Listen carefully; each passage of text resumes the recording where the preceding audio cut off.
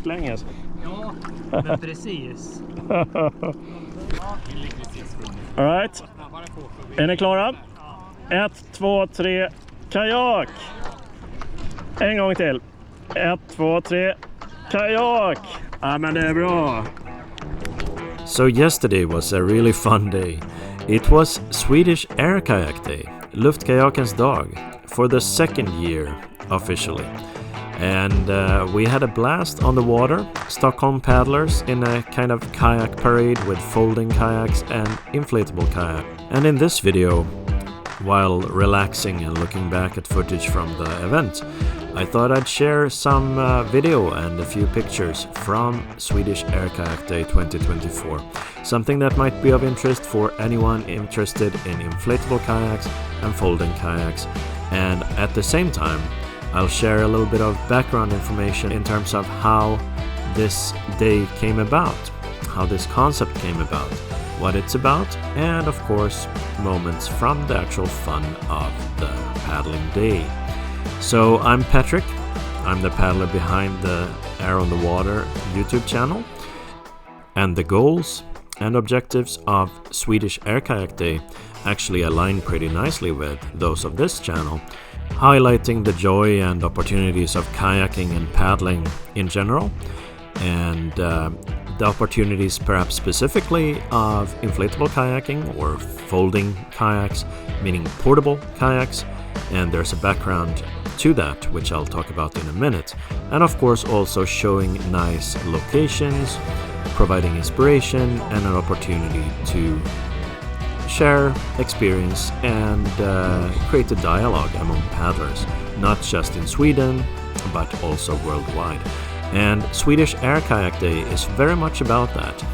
The community of folding kayaks and inflatable kayaks, and to some extent packrafts, that is kind of a sub-community within the whole kayaking community or the larger paddling community in general.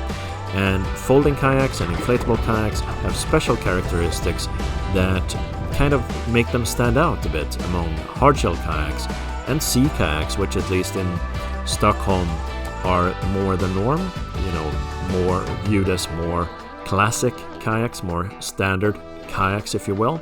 If you think about kayaking, you might think about a hardshell kayak or a sea kayak.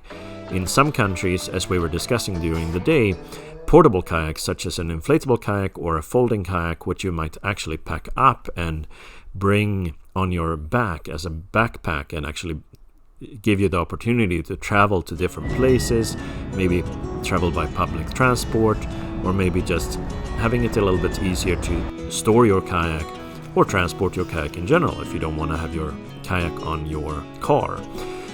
That's a bit of the special community here, and for paddlers with these kayaks, they're normally not connected to kayak clubs in the same way, at least not with these kayaks, whereas hardshell kayaks often have a community through their kayak clubs or associations and have activities through that. So Swedish Air Kayak Day, which is an annual event, is actually an opportunity for these kinds of kayaks and these kayakers to meet, and packrafts are also welcome because it's kind of similar in terms of the portability and often light weight of those paddle crafts. So Swedish Air Kayak Day is about that, an opportunity to meet, and not just physically. It's a paddling trip that is an annual event, and for the moment takes place in Stockholm, Sweden as the capital. And that's the physical main event, but you also have paddlers who join virtually, so to speak, from other places in Sweden, especially because they might not be able to travel all the way to Stockholm, but they're paddling on the same day in other locations, in which case they use the hashtag Luftkajakens dag in Swedish and share photos, and a few paddlers do that as well. Especially last year, a lot of paddlers did that. So that's what Swedish Air Kayak Day is about. It's creating an arena for these kinds of kayaks to meet up, have fun, and for these paddlers to share experiences and ideas and just socializing in a community that is kind of special in and of itself, because these kayaks don't always intermingle with other forms of kayaks. And I, Patrik, have the privilege of being one of the project leads for Swedish Air Kayak Day, together with Bengt Larsson, another very active paddler here in Stockholm. And the background to Swedish Air Kayak Day is as follows.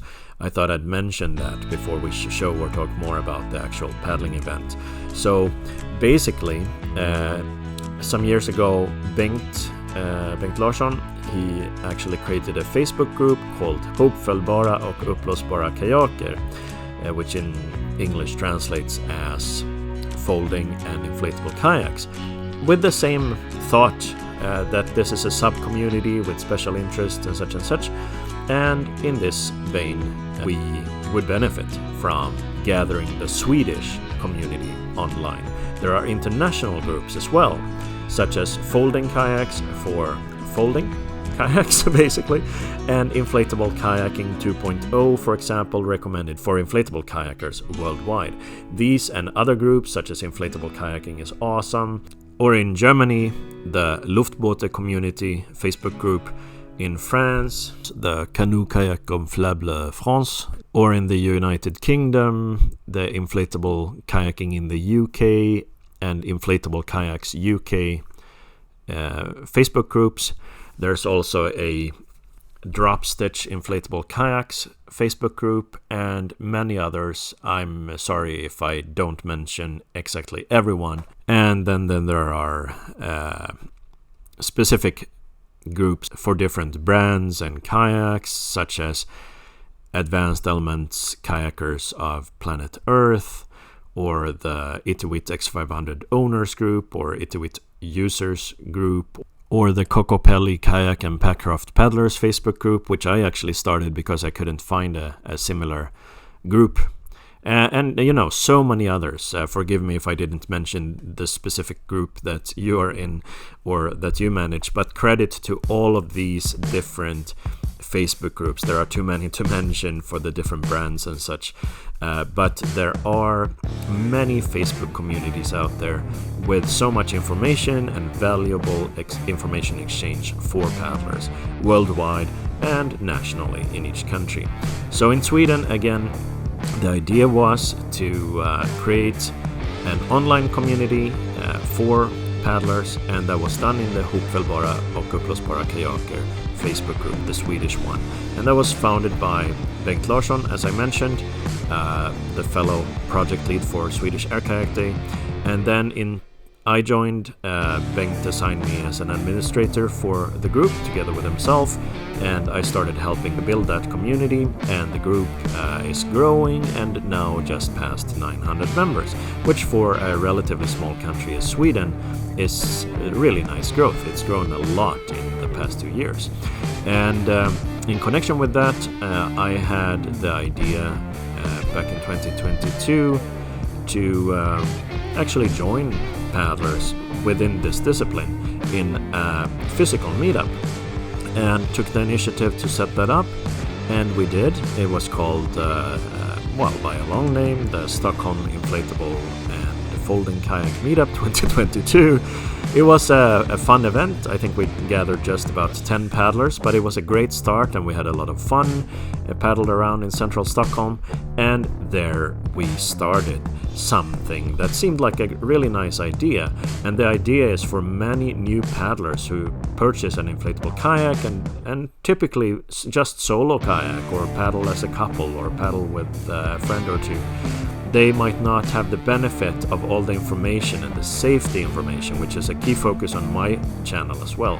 Check out the paddling safety playlist on the main page of this channel if you haven't, because safety on the water is quite important, even if you're in an inflatable kayak, especially perhaps because often these are vulnerable to wind or waves, and depending on your experience, it's really important to know what to do. So that was a thought. If we make this a day that's a recurring event each year, then we would be able to offer an opportunity for paddlers to join and meet up, have fun, meet each other, maybe make some new friends, as has happened, of course, during these days. And in 2023, we did have the first official Swedish Air Kayak Day. It was a great event. I think we had 25 or 30 paddlers or so. We even had a paddler in a folded kayak with an Oru kayak that actually happened to just paddle right into the event. He wasn't even aware of Swedish Air Kayak Day. He just happened to paddle right into it and joined, and that was a fun thing. So we had a fantastic event, and we went ashore one of the islands there, Årstaholmar, and explored, and many people had not been there before. Just like this year, we went ashore on Rotholmen, a small island, but with some rocks there, some cliffs to kind of hang out on and have our lunch and just have a view over the water there, which was also a lot of fun. And we paddled around and explored, and some new friendships were created, and we had some paddlers who were just starting out in their kayaking journey, and this was a really nice way to start out as a paddler. Get some ideas from others, get to see how others paddle. So again, Bengt, my fellow organizer there of Swedish Air Kayak Day, he created the online community, and then I came up with the initiative of actually making this into a formal day, a recurring day each year, a formal event with a strategic purpose of highlighting this kind of kayaking to the public in general.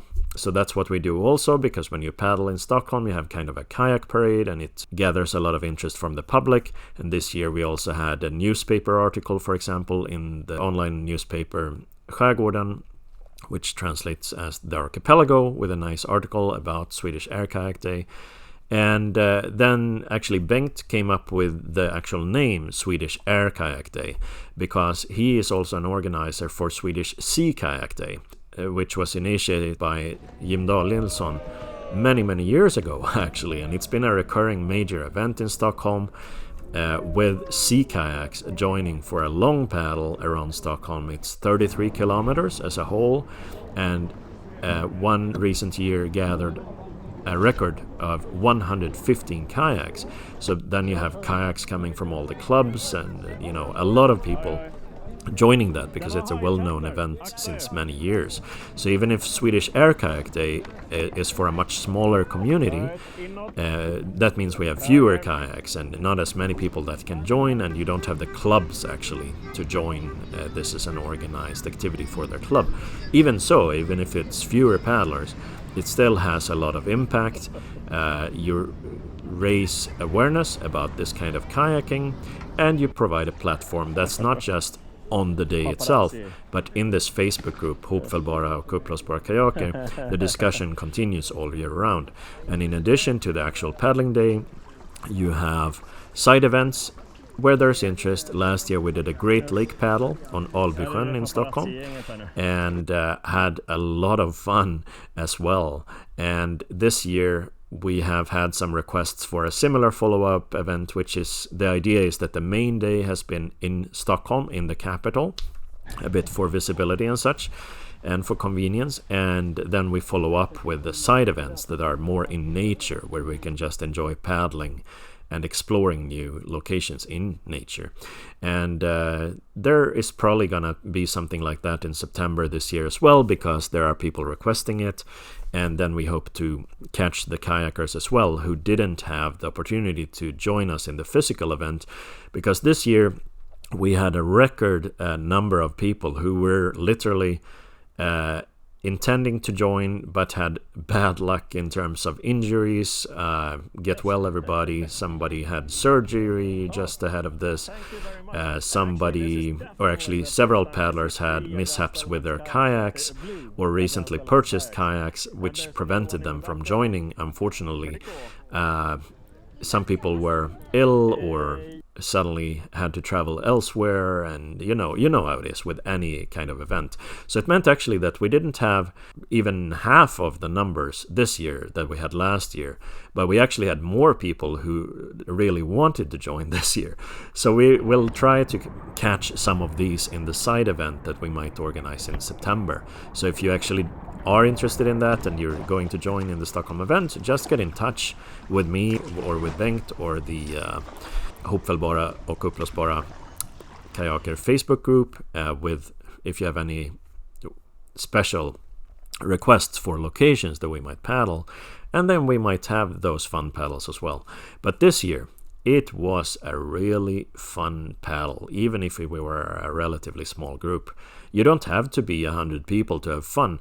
In fact, it's easier in a smaller group to connect. And the issue also, when you have folding and inflatable kayaks like this, the kayaks have different characteristics, obviously. So some are slower, while some are really fast. For example, some of these folding kayaks are really fast and can paddle just at the speed of sea kayaks, or the Itiwit X500 kayaks.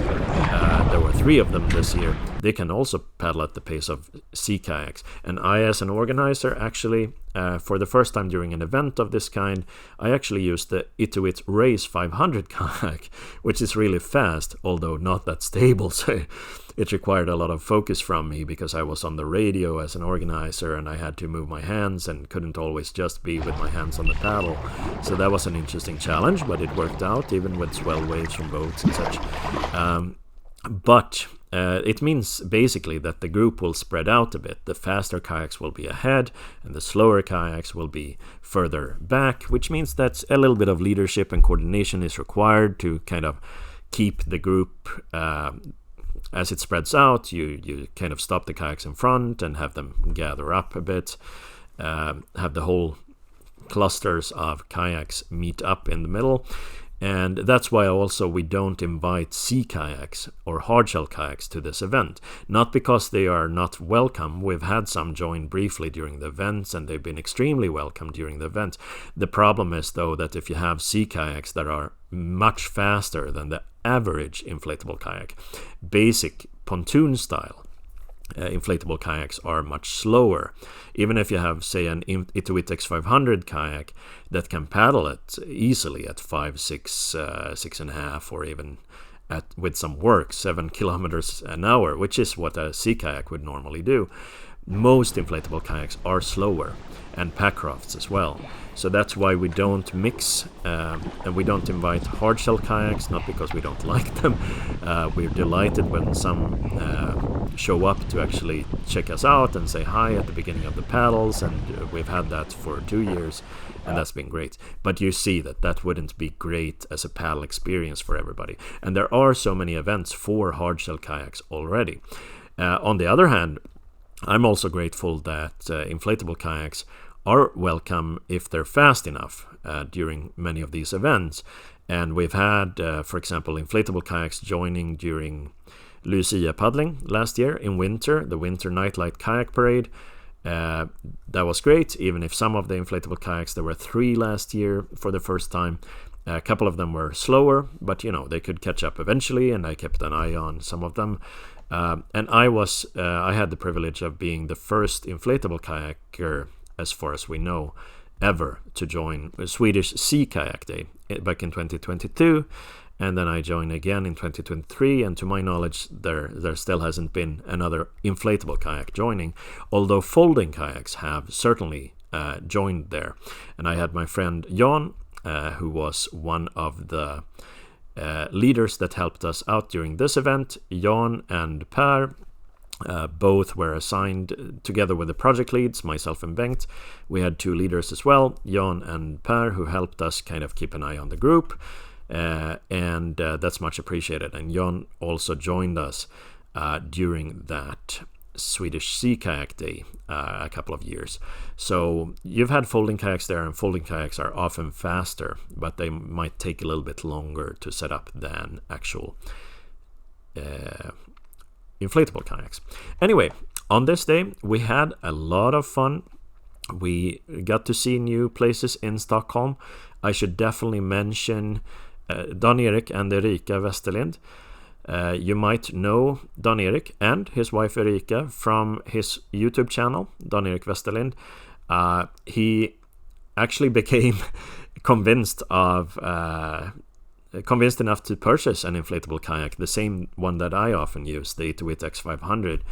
And last year, after coming over to Stockholm to try out mine, but they both for the first time came to Stockholm to participate in Swedish Air Kayak Day. They live a couple of hours further to the northwest in Sweden, so that was really nice. Thanks guys for joining all the way from there. We had other paddlers also indicating that they would come here from other locations in Sweden. Some weren't able to in the end, but it's great that there's that interest. So the thing is, we had people joining from there, from other locations. That was great. We had some new paddlers who were just starting out in their paddling journey, and that's also the purpose of this day.